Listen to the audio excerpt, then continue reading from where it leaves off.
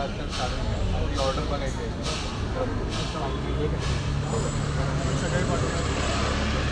कोर्टात हजर केलं होतं.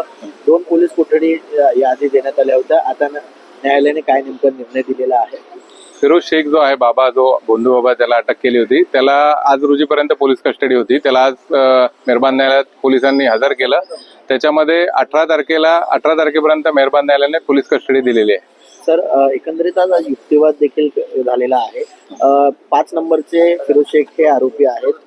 फिर्यादीच्या आरोपीच्या वकिलांनी असा दावा केलेला आहे की उर्वरित जे 4 वरचे नंबर आहेत त्यांना अटक का नाही होते, अंतरिम जामीन त्यांचा फेटाळलाय, मात्र पोलीस त्यांना का नाही ताब्यात घेतले? आरोपींच्या वकिलांनी फिरोज शहाचे जे वकील आहेत त्यांनी फिरोज शेख त्याचे जे वकील आहेत त्यांनी त्यांच्या आर्ग्युमेंटमध्ये ते गोष्ट मेन्शन केली की जे 1 ते 5 आरोपी आहे त्यांचा बेल रिजेक्ट झालाय आणि दुसरं म्हणजे बाकीच्या आरोपींना अटक का होत नाही.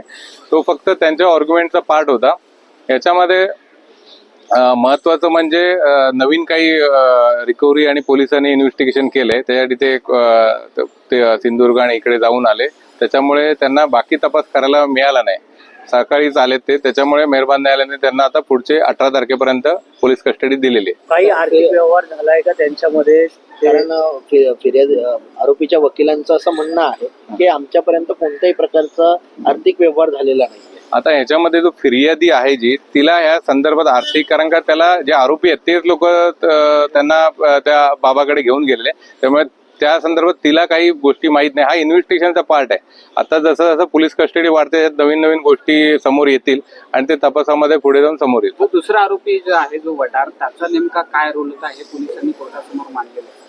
आता हा जो दुसरा आरोपी आहे त्यालाही 18 तारखेपर्यंत काल हजर केलं होतं. त्याला 18 तारखेपर्यंत पोलीस कस्टडी दिलेली आहे.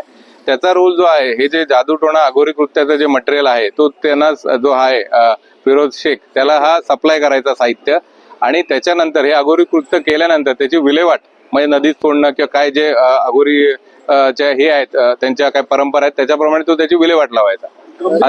या स्वरूपाचा गुन्हा आहे, मात्र अजून देखील पोलिसांनी अटक केली नाही आहे.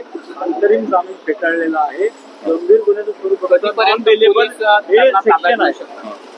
त्याच्यामध्ये आता सध्या 2 आरोपी आणि पोलीस सध्या त्या तपासामध्ये आहेत. पोलीस कस्टडी असल्यामुळे त्या तपासामध्ये, या तपासाच्या अनुषंगाने जे बाकीचे आरोपी आहेत यांना एव्हिडन्स, त्यांच्या विरुद्ध एव्हिडन्स पक्का होणार आहे अजून जाऊन, जेणेकरून पुढे त्यांना अटक केल्यानंतर त्यांना लवकर बेल मिळू नये यासाठी ही सगळी पोलिसांची तयारी चालू आहे. नॉन बेलेबल असल्यामुळे कुठेतरी आता टांगती तलवार आहे. येस, नॉन बेलेबल ऑफेन्स आहेत. हे जे जादूटोणा जो prevention of black magic act आहे, हे नॉन बेलेबल ऑफेन्स आहेत.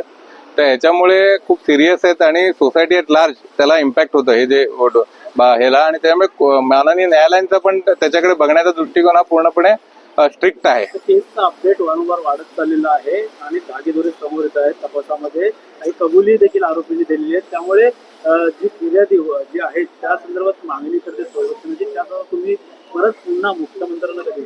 येस, आता पोलीस संरक्षणाची ते मागणी करत आहेत, कारण का हे जे आहे हे मोठ्या स्वरूपाचं गुन्हा आहे. याच्यामध्ये बरेच जे इन्फ्लुएन्स आहेत, बाबा लोक पण खूप मोठ्या प्रमाणात इन्फ्लुएन्स लोकांवर आहे, त्यांचा पडगा आहे.